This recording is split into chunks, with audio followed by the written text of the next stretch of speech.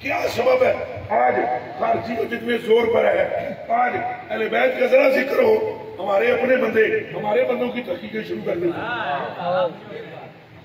شیعہ تو نہیں ہو گیا، شیعہ تو اس کو کہتے ہیں جو صدیق کو بھونکے کرنے والا. اب بات سمجھ میں آئی ہے آپ کو؟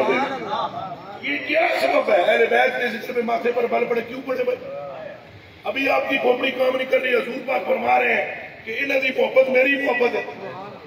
مسواک سے محبت کرتے ہو کہ جو حضور پر نور صلی اللہ علیہ وسلم کی سنت ہے، او بیلیا مسواک پڑھو تے ارباں کھرباں درجے ود حسین پاک نے قدم دی خاک کی.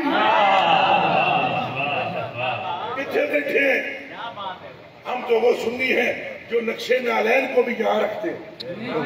نقشے نالین، وہ نالین نہیں، نالین اونچا بولو.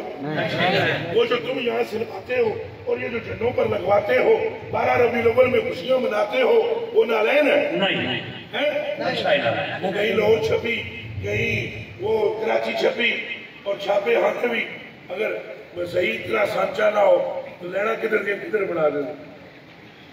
وہ نقش بھی صحیح نہیں ہے.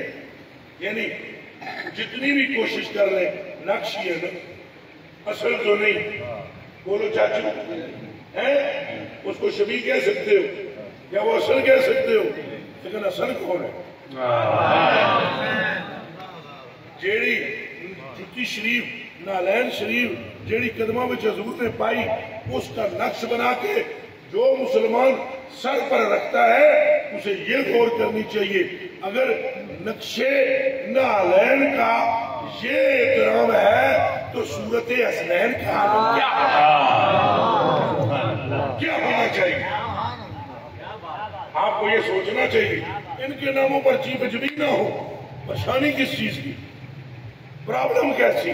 کہ حضور فرما رہے ہیں ان کی محبت میری محبت، اور حضور فرما رہے ہیں جو ان سے پھرے وہ مجھ سے پھرا، جو ان سے پھرے وہ، اور جو ان سے ملے